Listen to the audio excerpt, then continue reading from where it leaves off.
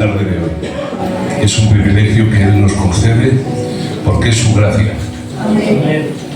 Nadie merecemos sentir su presencia y estar aquí, pero su gracia lo ha conseguido.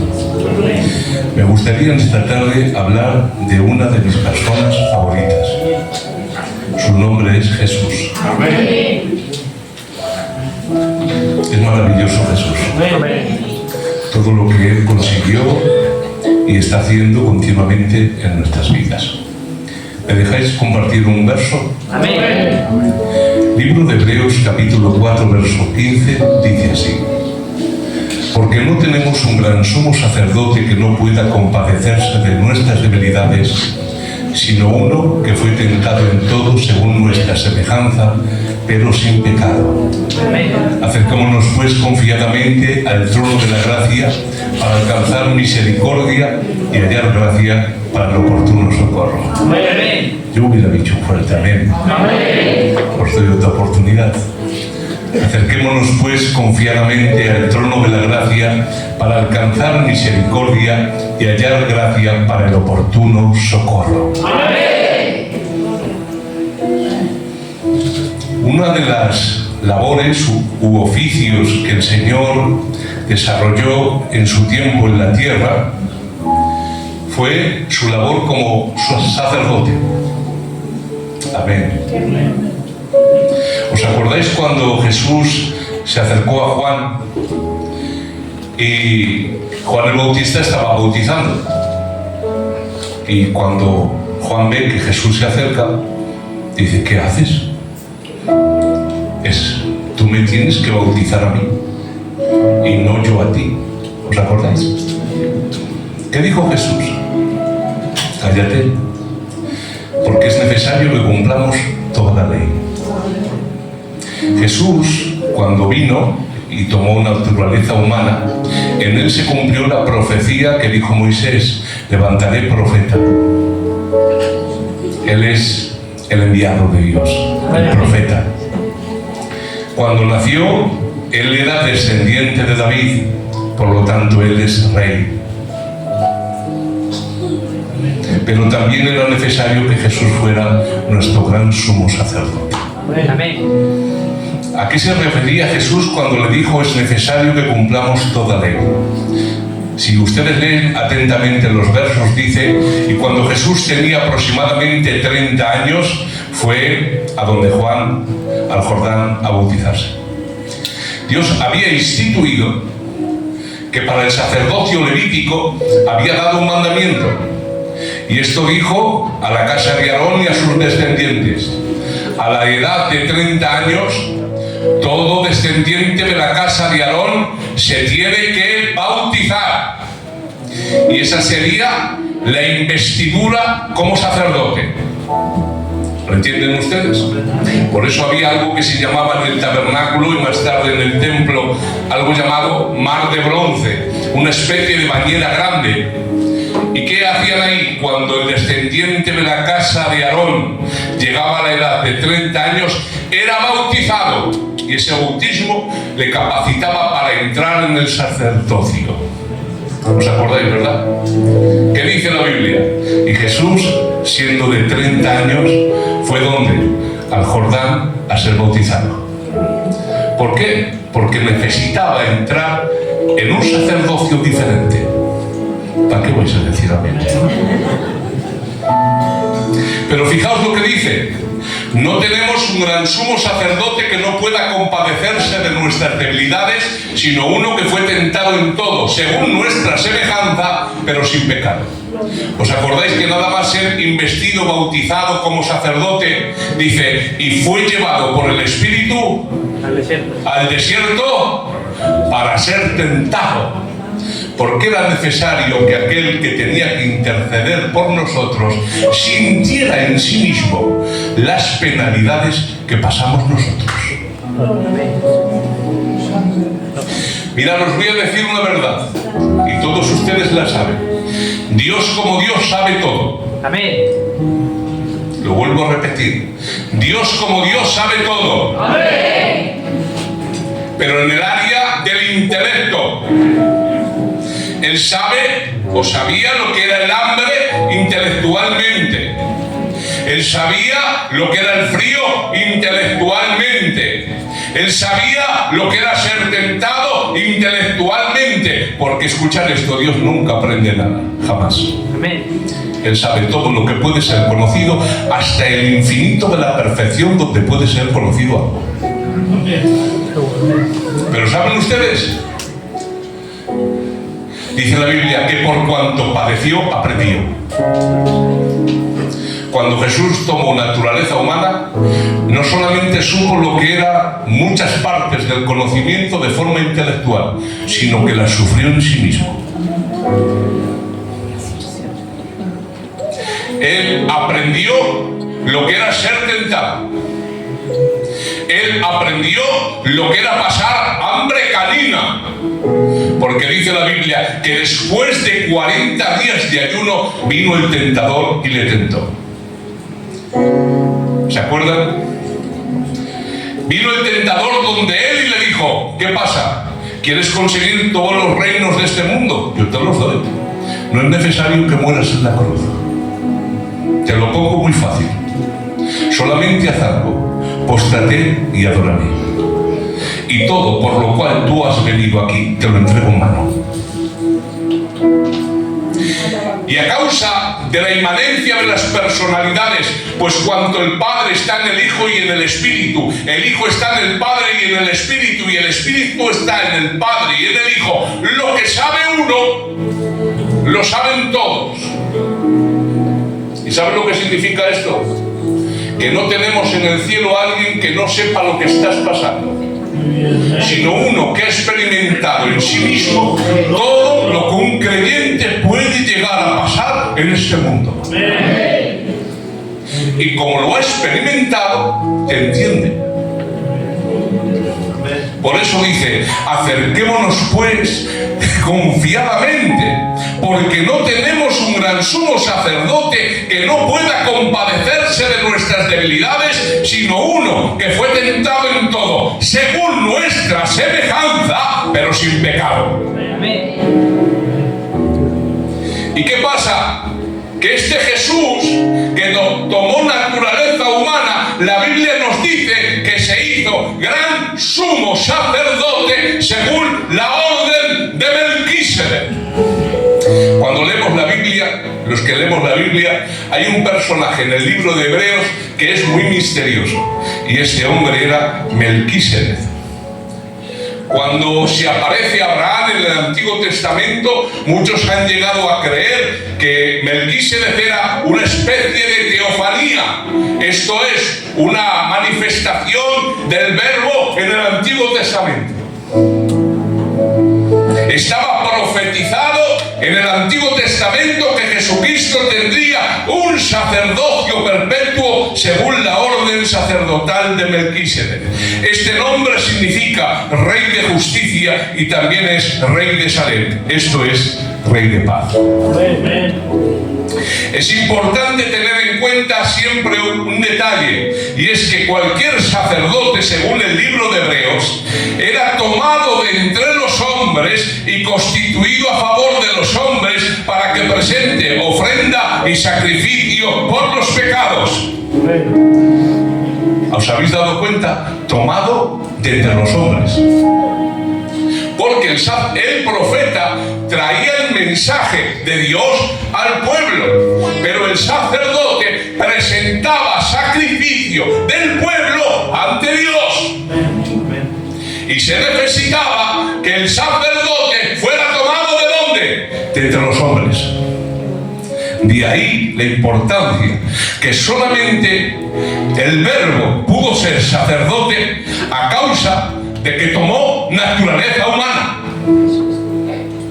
Por eso dice el libro de Hebreos capítulo 2: así que por cuanto los hijos participaron de carne y sangre, él también participó de lo mismo, por lo cual debía ser en todo semejante a sus hermanos para venir a ser misericordioso y fiel sumo sacerdote.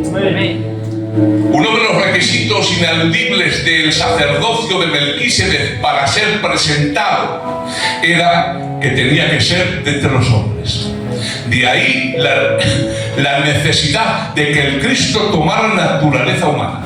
Aquí vemos uno de los 7 motivos por los cuales el Verbo de Dios se hizo hombre, para poder ser gran sumo sacerdote según la orden de Melquisedec.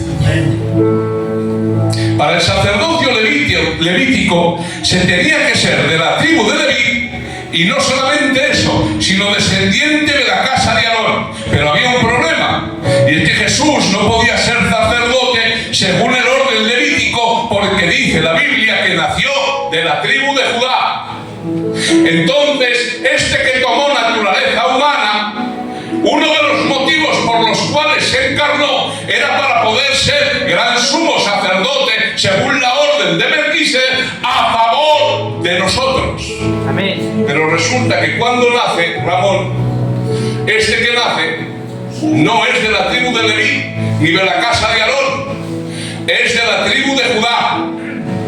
Y la Biblia dice específicamente que nada se dijo con respecto al sacerdocio de la tribu de Judá. Entonces Cristo viene, toma naturaleza humana, tiene que ser sacerdote y no puede ser sacerdote. ¿Por qué? Porque tiene que ser del linaje de Leví.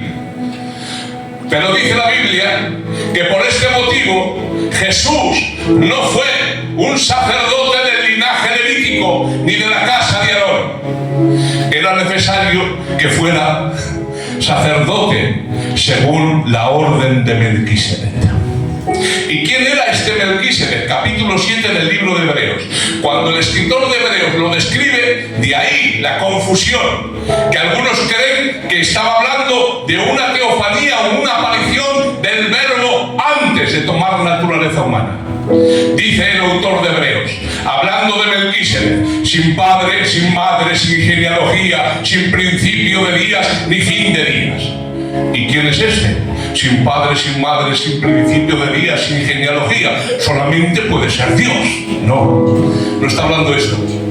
Está diciendo que el sacerdocio de Melquisedec no era adquirido por descendencia de padre, de madre, de genealogía, ni principio ni fin de vida, que era el cómo se accedía al sacerdocio de Aarón. Para tú ser sacerdote tenías que ser de la casa de Aarón, por padre, por madre, con genealogía.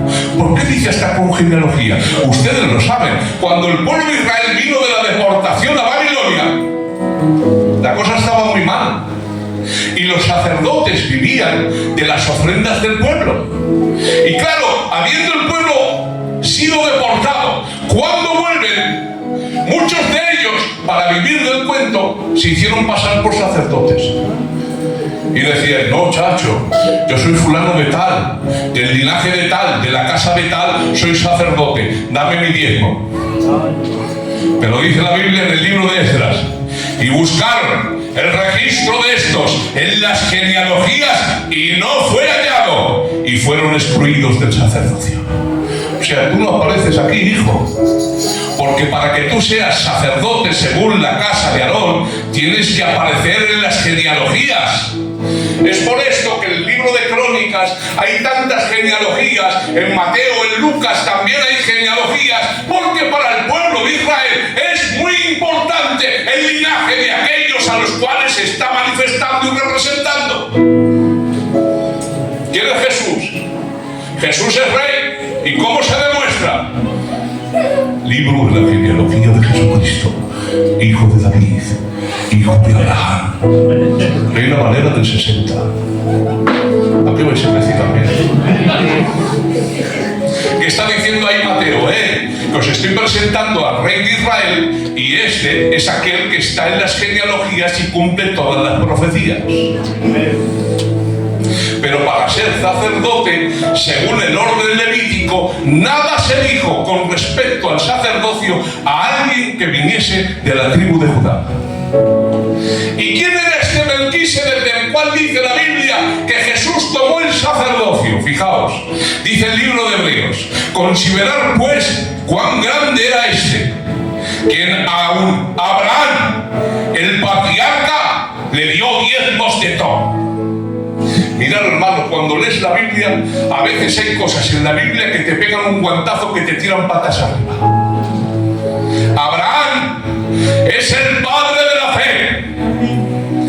A Abraham se le dieron las promesas de tu descendencia. A Abraham se le pone como profeta. En el capítulo 12 de Génesis se presenta y empieza a mostrarse en las Escrituras cuál fue las consecuencias de las promesas de Dios en este hombre. Porque Dios había decretado que de Abraham iba a salir una nación y de esa nación vendría uno que sería el Cristo. Por eso dice, en tu simiente serán benditas todas las naciones de la tierra. En el Nuevo Testamento a Abraham se le coloca como padre de la fe. Porque cuando Dios le pide a su hijo, dice, lo sacrifico. Pero a ese que iba a sacrificar, Dios le había dicho que de él sacaría multitudes. Y Abraham llegó a creer en la resurrección de entre los muertos, a pesar de que en el tiempo de Abraham todavía esa doctrina no había sido revelada al hombre. ¿Y cómo llegó este hombre a creer en algo que todavía no había sido revelado? Otro día lo hablo. ¿Quién era Abraham? El padre de la fe. Tanto es así que cuando un cristiano se convierte ahora, decimos que por la fe Abraham es nuestro padre y Sara la mamá de las creyentes. ¿A qué altura coloca Dios a este hombre? En lo máximo. Para un judío, Abraham es el epítome, el primer patriarca del pueblo. Él fue el padre de todos aquellos que creyeron después. Abraham tenía las promesas de Dios y sin embargo, cuando Abraham vence en la batalla, aparece un hombre, no se sabe de dónde sale. Este era Melquisedec, rey de Salem, rey de paz. Y cuando Abraham le ve, dice, y Abraham le dio los diezmos de todo. Y el mayor bendijo al menor. Que no fue Abraham el que bendijo a Melquisedec, que fue Melquisedec el que bendijo a Abraham.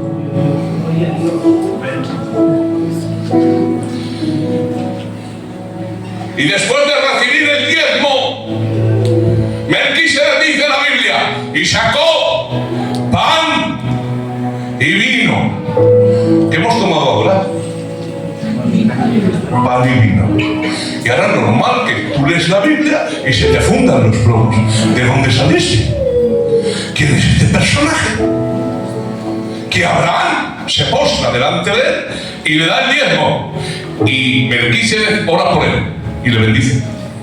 Pero escuchad, no solamente dice que Abraham le da el diezmo. Dice la Biblia en el libro de Hebreos capítulo 7 que cuando Abraham le dio el diezmo, no solamente se lo dio a Abraham, todavía no había nacido Leví, nacería muchos años después. Y dice el autor de Hebreos que cuando Abraham le está dando el diezmo a Melquisedec, simbólicamente Leví también le está dando el diezmo a Melquisedec. ¿Qué significa esto? Aquel de donde tenía que salir el linaje sacerdotal que se acercaba a Dios, esto es, los levitas, cuando Abraham le da el diezmo a Melquisedec, no solamente se lo estaba dando a Abraham, simbólicamente se lo estaba dando también Leví. ¿Y sabe lo que estaba diciendo? Tú eres más grande que yo. Y como eres tú más grande que yo y tu sacerdocio es más grande y más poderoso, te doy el diezmo, el reconocimiento, y me inclino ante ti. La superioridad del sacerdocio según el orden de Melquisedec fue tal que la Biblia nos dice que Jesús puso fin al sacerdocio levítico y a su sistema de sacrificios, haciendo necesario cambiar la ley. 7 del libro de Hebreos. Si la perfección fuera por el sacerdocio levítico, ¿qué necesidad había de que se levantara otro sacerdote? Porque cambiado el sacerdocio, necesario es que haya también un cambio de ley. ¡Ay, Padre! Volvió obsoleto 1500 años de sacerdocio levítico. Y fijaos, nos da una importante luz. El sacerdocio levítico no podía hacer perfectos a los hombres porque su ministerio era débil e insuficiente. Por eso dice la Biblia, los otros sacerdotes llegaron a ser muchos debido a que por la muerte no podían continuar. Esto hacía necesario que se levantara o se manifestara un sacerdocio superior. Por eso dice la Biblia en el mismo capítulo 7, no constituido conforme a la ley del mandamiento acerca de la descendencia. Esto es, no es de papá ni mamá sacerdote, sino que fue constituido Jesús según el poder de una vida indestructible. Mas este, por cuanto permanece para siempre, tiene un sacerdocio inmutable. ¿Por qué tenían que meterse al sacerdocio los hijos de Aarón? Porque Aarón murió y todos sus hijos. Y por esto, como los sacerdotes morían, era necesario que tuviera que haber un cambio generacional. Por eso leemos que había muchos sacerdotes. Pero Jesús no necesita eso. Como es sacerdote según la orden de Melquisedec y es constituido sacerdote según el poder de una vida irresistible que no muere, él puede ser sacerdote para siempre según la orden de Melquisedec.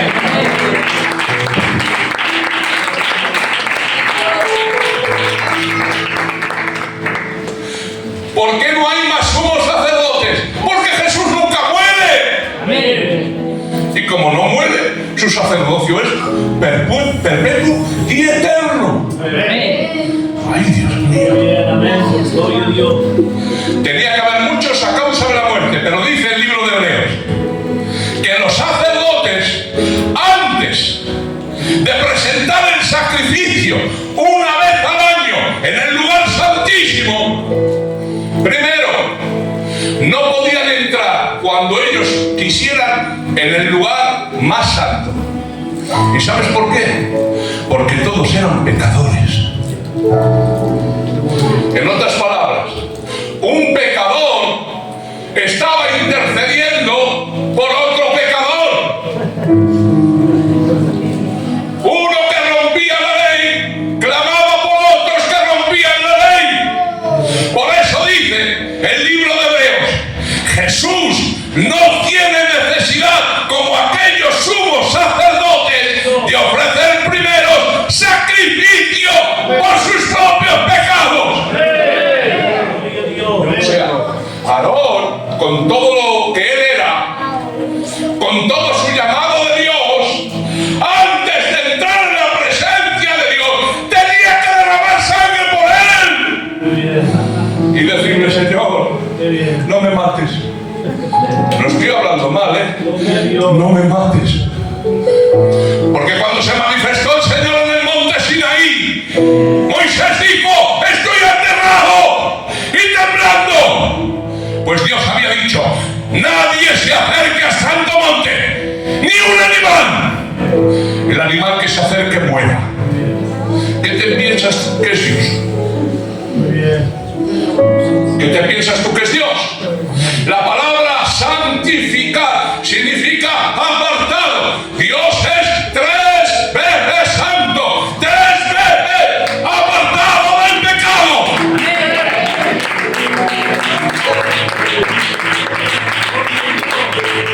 Y en el tabernáculo, en el lugar más santo, descendía la nube de Dios. Escuchad, y ahí estaba la presencia. Por eso, ahora entendemos cosas. Por eso cuando el pueblo de Israel descansaba, Se colocaban 3 tribus al norte, 3 al sur, 3 al oeste, 3 al este. ¿Saben para qué? Para que Dios estuviera en el medio del pueblo. Amén. Escuchad, pueden leerlo. Cuando el pueblo peca, lo primero que hace Moisés es coger las tablas y las rompe. Porque el símbolo del pacto que Dios había hecho con el pueblo eran las tablas. Cuando el pueblo peca, las tablas se rompen porque el pacto está roto. Y Dios le dice a Moisés: quítate del medio, los destruyo, los mato, los aniquilo, y de ti sacaré una nación grande y poderosa. ¿Y sabe lo que dijo Moisés cuando subió al monte? Señor, ¿qué van a decir de ti? ¿Que los sacaste de Egipto para que murieran en el desierto? Van a ser más fuertes estos 4 pelaos, pelagatos. Van a ser más fuertes que tú. Te van a ganar ellos. Tú dijiste que los ibas a sacar de la tierra y entregarlos en la tierra prometida, y te van a ganar. Nunca te hagas. Y Dios se le queda mirando. ¿Y qué más me dices? Mira, quita mi nombre del libro de la vida y apúntales a ellos. Mátame a mí por ellos. ¿Y sabes por qué? Porque cuando el pueblo ve que el tabernáculo se marcha del medio del pueblo y la nube la veía lejos y ya no estaba Dios en el medio a causa del pecado, dice la Biblia. Éxodo capítulo 36. Y el pueblo se puso de luto y se vistió de cilicio y dijo: morimos aquí. Porque si Dios no está con nosotros, ¿cómo vamos a sobrevivir? Si no les perdonas, dice Moisés, bórrame a mí del libro de la vida. Y dice Dios: eso no puedo hacerlo. El alma que pecare esa morirá. Pero hombre, me has convencido. Hazte otras tablas. Restablezco otra vez el pacto con mi pueblo. Dios me había ofrecido: te doy la tierra prometida, pero yo no iré en medio de este pueblo, pues es pueblo rebelde y contradictor. Y dijo Moisés: ¿os acordáis? Si tu presencia no viene conmigo, no nos saques de este lugar. Y al final dice Dios esto: anda lo que te digo, hazte unas tablas, yo perdono el pecado de este pueblo. Hubo otro llamado Jesús, que no subió al monte Sinaí para interceder por el pecado del pueblo. Subió a otro monte. Nadie se podía acercar a Dios vivo, porque había pecado en nosotros. El juicio de Dios descansaba sobre toda la raza humana. Pero cuando Jesús estaba en la cruz, no hizo como Moisés: bórrame a mí del libro de la vida. No hizo eso. Señor, yo pago por ellos. Carga sobre mí la culpa. Desechado entre los hombres. Dios cargó el pecado sobre él.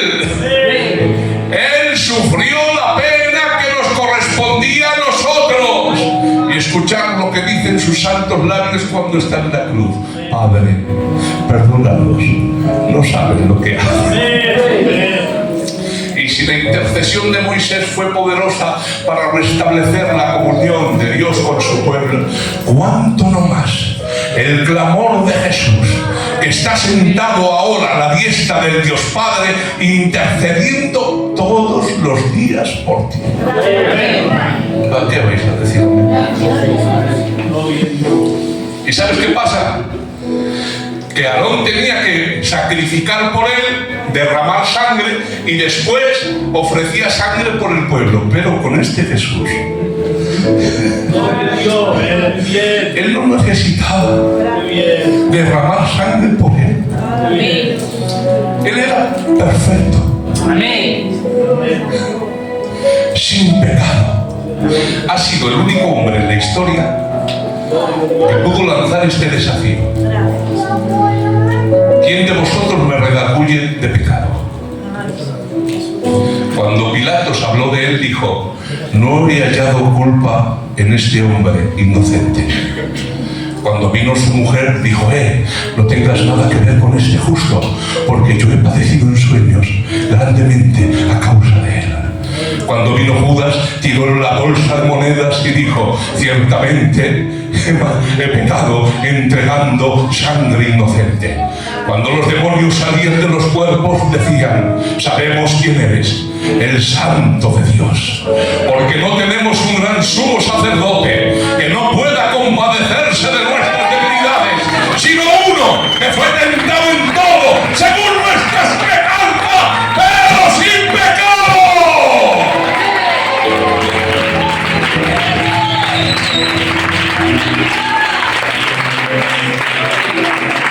Con el paso de los años, donde se posaba la nube de gloria en el lugar santísimo, era en el arca del propiciatorio una cubierta de oro que estaba encima del arca, que estaban las tablas de la ley, el maná incorruptible y la vara de Aarón que reverdeció. ¿Sabes dónde fue el único lugar donde jamás la ley fue rota? En el arca, un tipo de Jesús. Él nunca pecó. El maná: no dejarás que tu santo vea corrupción. Porque Jesús murió, pero al tercer día resucitó. ¿Y cómo puede ser esto? Por la vara seca que reverdeció de nuevo. Está hablando del poder glorioso de la resurrección de Jesús. Y sobre esa arca, el propiciatorio entre los dos querubines, el sumo sacerdote derramaba una vez al año una sangre que cubría el pecado. Con el paso de los años, los israelitas llamaron a ese lugar el trono de la gracia. El lugar donde la justicia y la gracia de Dios se encontraban, porque había una sangre que cubría. ¿Qué dice el autor de Hebreos? Porque no tenéis un gran sumo sacerdote que no pueda compadecerse de vuestras debilidades, sino uno que fue tentado en todo según vuestra semejanza, pero sin pecado. Acerquémonos pues confiadamente. ¿A dónde? Al trono de la gracia, a la misma presencia del Dios Padre. ¿Por qué? Porque ahí se derramó no una sangre que tapa el pecado, sino una sangre que quita el pecado del mundo.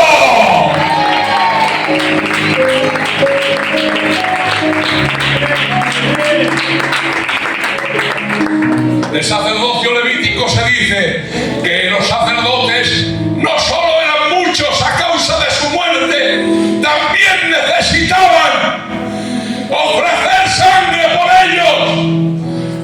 Pero fíjate lo que dice de Jesús el autor de Hebreos: mas este, Jesús, por cuanto permanece para siempre, tiene un sacerdocio inmutable, por lo cual puede también salvar perpetuamente a los que por él se acercan a Dios.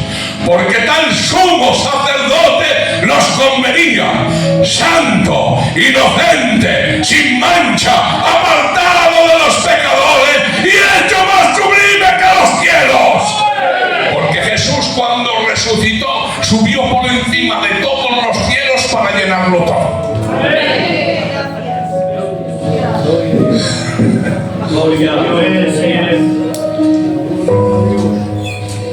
No sé si seguir.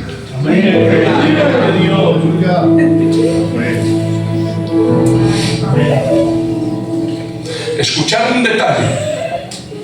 El sacerdote sacrificaba por él y después entraba en la presencia de Dios. Pero aquí vemos una dualidad de tipología.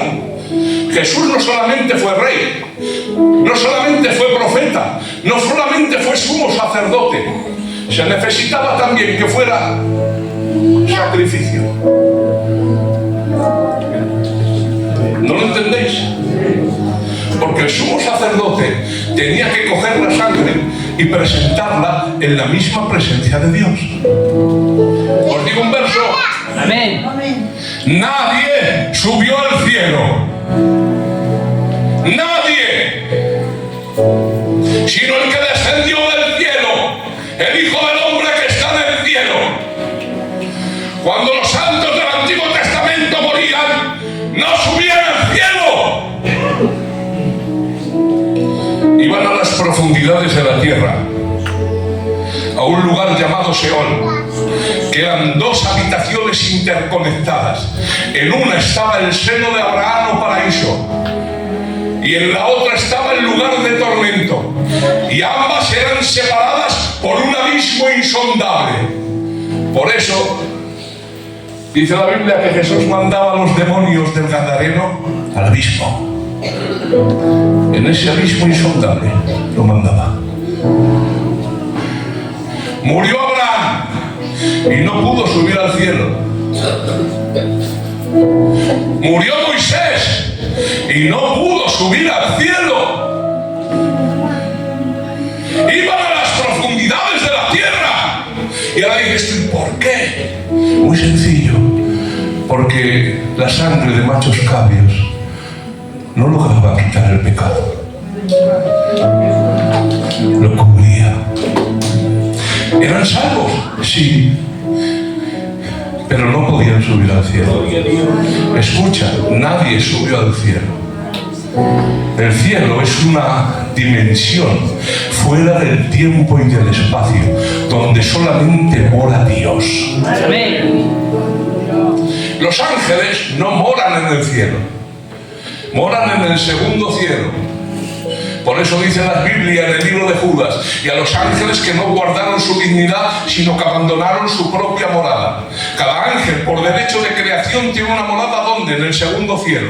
Por eso dice la Biblia que hay ángeles, principados, potestades, tronos, dominios, gobernadores de las tinieblas. ¿Dónde están? En las regiones celestes, ahí moran. Y a no ser que Dios les llame, nadie entra en el cielo. Entran y se marchan, no viven allí.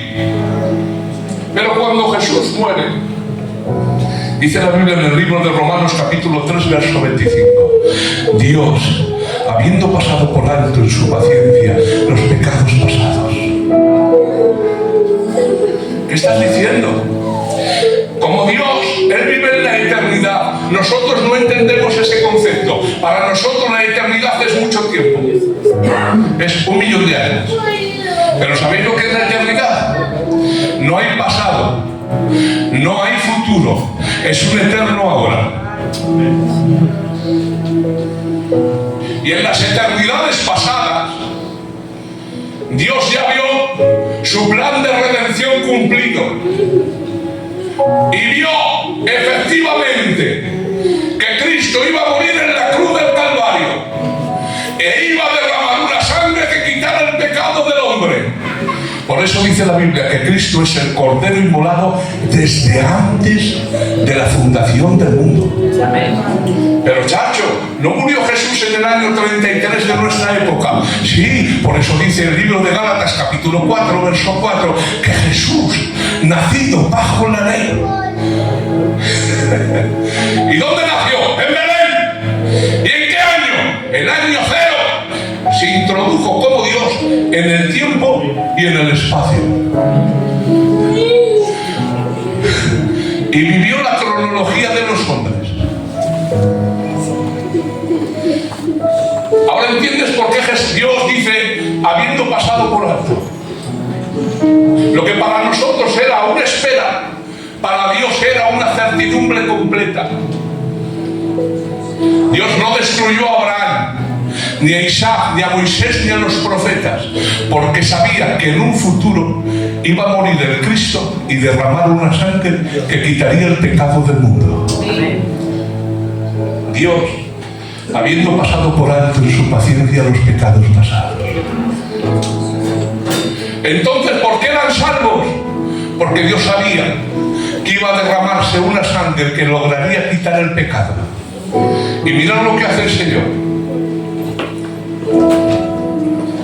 Muere en la cruz.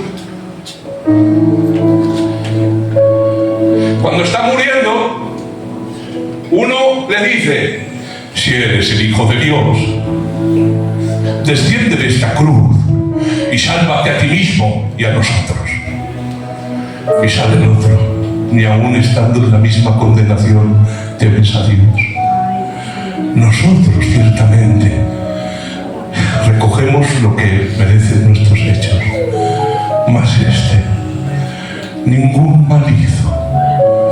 Se le queda mirando y le dice: acuérdate de mí cuando vengas en tu reino.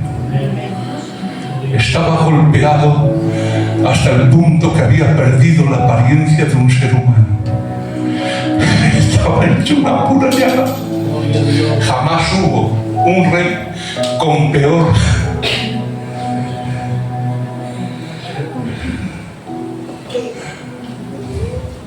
Sin embargo, Jesús le dijo: hoy estarás conmigo en el paraíso. Los testigos de Jehová creen en el sueño del alma. Ponen una coma. De cierto te digo, hoy estarás. Pero eso no es así. De cierto te digo, hoy estarás conmigo en el paraíso. Muere Jesús. Muere el ladrón. Lo coge del pescuezo. Baja a las profundidades de la tierra, al seno de Abraham. Estando allí, dice la Biblia, y llevó cautiva la cautividad y dio dones a los hombres. Se cargó el seno de Abraham, el paraíso, a la espalda. Y según el Salmo 150, empezó a subir hacia arriba. Primer cielo, segundo cielo, tercer cielo. Y dijo unas palabras: abríos, puertas eternas, porque llega el Rey de Gloria. ¿Quién es este? ¿Quién es este que sube? Pues te voy a decir quién es: Jehová de los ejércitos. ¿Y qué hizo con esos creyentes? Pueden leerlo. Segunda de Corintios capítulo 12. Y dice Pablo: conozco a un hombre, en el cuerpo no lo sé, o fuera del cuerpo, que fue arrebatado al tercer cielo, al paraíso de Dios. Nadie subió al cielo, sino el que descendió del cielo, el Hijo del Hombre que está en el cielo. ¿Sabe lo que hizo? Cogió el seno de Abraham, el paraíso, atravesó los tres cielos, llegó a la misma morada de Dios y allí dejó a los creyentes del Antiguo Testamento. Y desde que Cristo murió y resucitó, todo creyente que ahora deja esta tierra va a la misma presencia del Padre.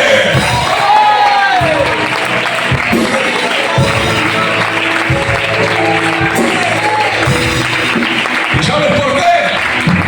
Porque no había ningún hombre que pudiera presentar una sangre perfecta delante del Padre de las luces. Solo una persona. Solo uno. Por eso, él tuvo que ser a la vez sacrificio y sacerdote. Sacerdote y sacrificio. Tuvo que morir en la cruz para derramar una sangre perfecta y a la vez tuvo que ser sumo sacerdote según la orden de Melquisedec para subir a un lugar que nadie nunca en la historia había subido.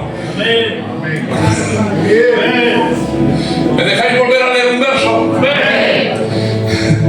Porque tal sumo sacerdote nos convenía: santo, inocente, sin mancha, apartado de los pecadores y hecho más sublime que los cielos.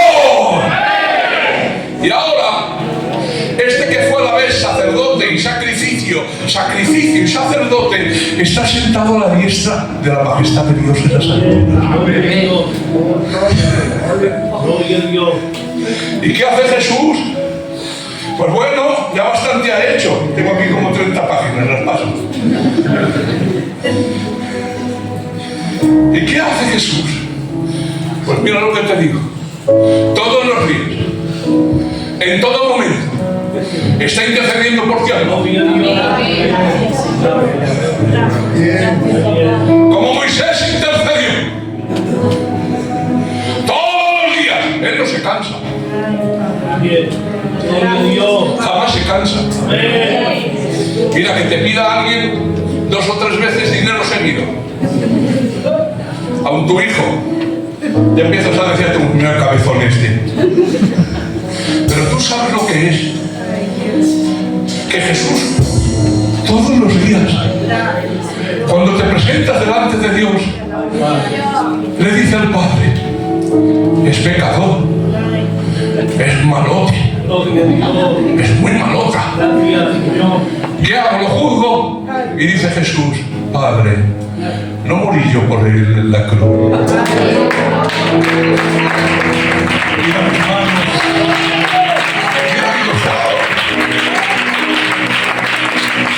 No pague por él, Padre. Satanás dice que es el acusador, tiene mala sombra, se sabe todo de nosotros. Y escucha, no miente, porque si mintiera, el Señor le diría al diablo: calla, que eres un lioso. Lo malo del diablo es que dice la verdad. Somos muy malos. No teníamos que estar aquí. Teníamos que haber sido excluidos. Pero hay una sangre que clama mejor que la de Abel.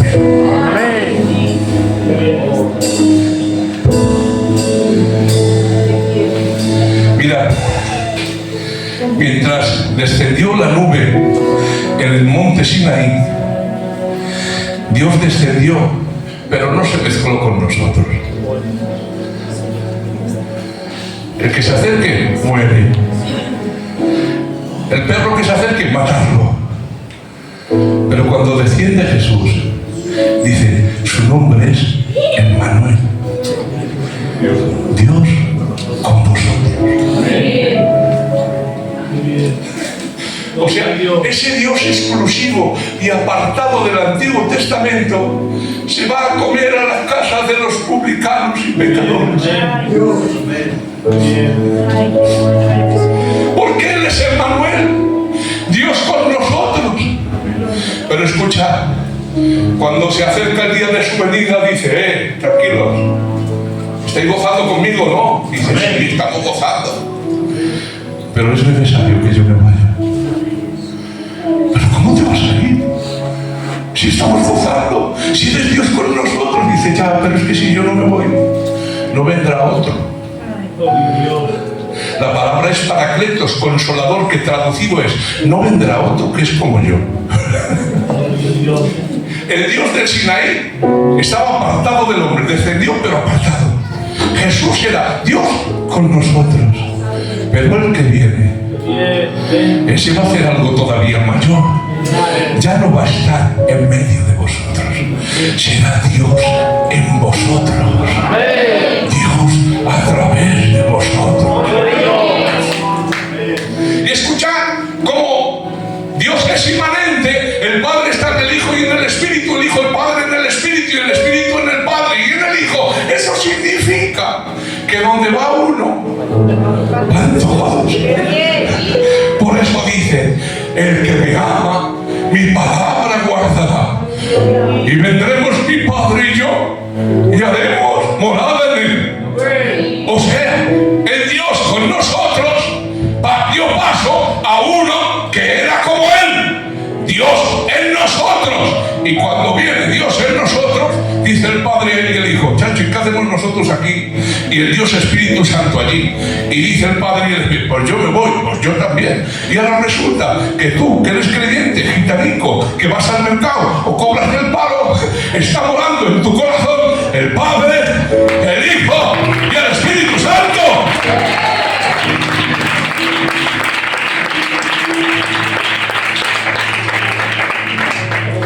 Nos convenía este gran sumo sacerdote.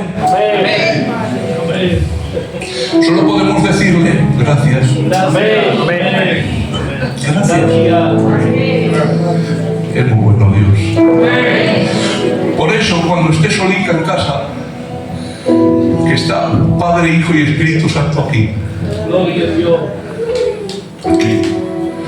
aquí dentro, intercede Jesús por ti siempre. Pero no solo Él, el Espíritu Santo intercede con gemidos indecibles siempre. ¿Por qué te piensas que no ha caído ya un rayo y no sabe? No, porque Dios tiene paciencia, porque ve a Jesús. Otro día seguimos. También tengo aquí alguna cosilla, pero es que ya es tarde. Se me hace tarde, no sé. Pero me estáis, lo dejamos aquí. Hay que pasar una ofrenda.